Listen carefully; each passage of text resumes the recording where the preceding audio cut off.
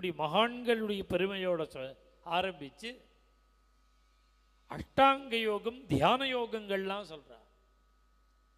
யமம் நியமம் ஆசனம் பிராணாயாமம் பிரத்யாகாரம் தாரணே தியானம் சமாதின்னு 8 அங்கம். யமநியமம்ங்கிறது புஸ்தகத்தில் பார்த்தா பெருசாக இருக்கும், பாகவதம் சுலபமாக சொல்லும். யமநியமம்ங்கிறது என்னன்னா நம்மளை குவாலிஃபைடாக பண்ணிக்கிறது தான் யமநியமம். தகுதியை வளர்த்துக்கணும். தகுதி இல்லாதவனுக்கு பகவான் கிடைக்க மாட்டான்னு சுப்ரீம் கோர்ட் ஜட்ஜ்மெண்ட் பாகவதம். அவிபக்வ கஷாயானாம் துர்தர்சோகம் குயோகினாம். நாம் தகுதியை எப்படி வளர்த்துக்கிறது அப்படின்னா, நமக்குன்னு மகான்கள் ரிஷிகள் பெரியோர்கள்லாம் என்ன தர்மத்தை விதிச்சிருக்காளோ அந்த தர்மத்தை முடிஞ்ச அளவுக்கு பண்ணணும். முடிஞ்ச பொழுது திமிருனால விட்டுடக்கூடாது. ஸ்வதர்மத்தை யதாசக்தி பண்ணணும்.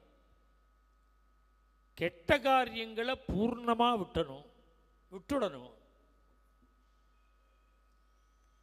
சாப்பிட்றது தூங்குறது வீடு வாசல் இதில் உள்ள மனசை திருப்பி எப்படியாவது ஜென்மா இல்லாமல் பண்ணிக்கணும்னு பகவத் சரணத்தில் திருப்ப முயற்சி பண்ணணும்.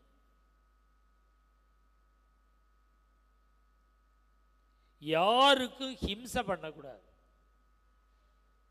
பொய்யே சொல்லக்கூடாது, தேவைக்கு அதிகமாக சேர்க்கக்கூடாது.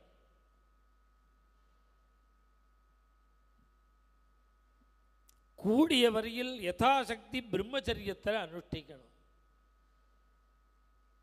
அநேகமாக தேவையில்லாமல் பேச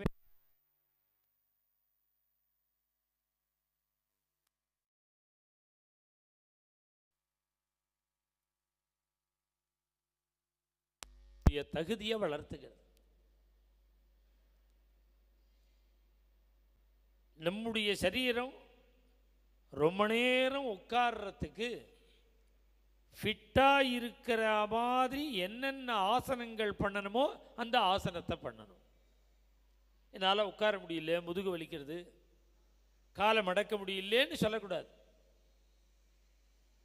நமக்கு சாஞ்சுக்க ஒன்று வேணும், இல்லை சேர் வேணும், இது மாதிரி உடம்ப வச்சுக்காமல் 2 மணி நேரம் பிரவச்சனம் கேட்கணும்னா தரையில் உட்காண்டா சொன்னதை கேட்கணும் உடம்பு. ஆசன ஜயா.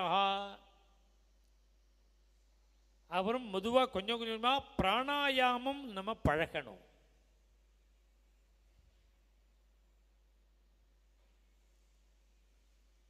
வெளியில் போகக்கூடிய மனசை, அலையிற மனசை உள்முகமாக திருப்பறதுக்கு முயற்சி பண்ணணும். நமக்கு எப்போதும் பறந்துட்டே தான் இருக்கு மனசு. அது வெளியில் அலையாமல் அதுக்கு அதை திருப்பணும். வெளியில் ஒரு இன்ட்ரெஸ்டாக அலையிறது, அதை விட இன்ட்ரெஸ்ட் உள்ளே இருந்தால்தான் அது வெளியில் போகாமல் இருக்கும். அதுக்கு இன்ட்ரெஸ்ட்டுக்கு வரா மாதிரி பகவத் ஸ்வரூபத்தை கொடுத்துடும். இப்படி அபியாசம் பண்ணுற காலத்தில் அதற்கு தாரணேன்னு பேர்.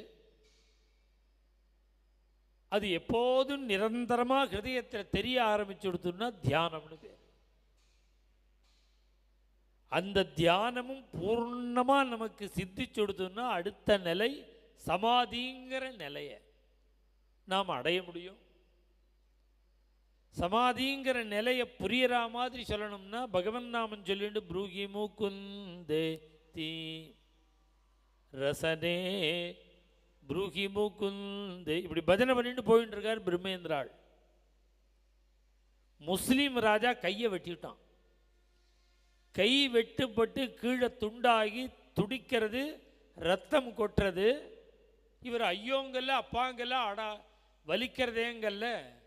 கேசவ மாதவ கோவிந்தேதி இப்படி பஜனை பண்ணிட்டே போறார். சரீரம் மறந்து போயிடுது, வெட்டினா கூட தெரியல. இந்த நிலைக்கு தான் சமாதின்னு பேர். தியானம் சித்திச்சுடுதுன்னா அடுத்த நிலை சமாதி. அந்த நிலையிலையும் தியானத்திலையும் எப்படியெல்லாம் தியானம் பண்ணணும்னு பல ஸ்லோகங்களில் தியானம் சொல்லி கொடுக்குறார். அம்மாக்கு. முழுக்க பகவானை சொன்ன உடனே அவளுக்கு கன்ஃபியூஸ் ஆயிட்டா, புரியல. அம்மா நீ ஒவ்வொன்றா பார்ட்டா தியானம் பண்ணி பழகிக்கோ. பூர்ணமாக பார்க்க முடியாது, சரணத்தை மாத்திரம் தியானம் பண்ணு. எப்போதும் கண்ணை மூடினா சரணம் தெரிய ஆரம்பித்த பிறகு அப்புறம் முழங்கால்ட்டவா, அதுக்கப்புறம் பீதாம்பரம், அதுக்கப்புறம் வயிறு, அதுக்கப்புறம் திருமார்பு, அதுக்கப்புறம் சதுர்புஜம், அப்புறம் சங்கம் சக்கரம் கதை பத்மம், அப்புறம் திருமுகம், அப்புறம் வாக்கு, அப்புறம் மூக்கு, அப்புறம் கண்ணப்பிரதேசம், அப்புறம் காது, அப்புறம் கடாட்சம், அப்புறம் நெத்தின்னு ஒவ்வொரு அங்கமாக தனித்தனியாக தியானம் பண்ணி பழகுன்னு 13 ஸ்லோகங்களில் தன்னுடைய திருமேனியை தானே பகவான் வர்ணிச்சுக்கிறான்.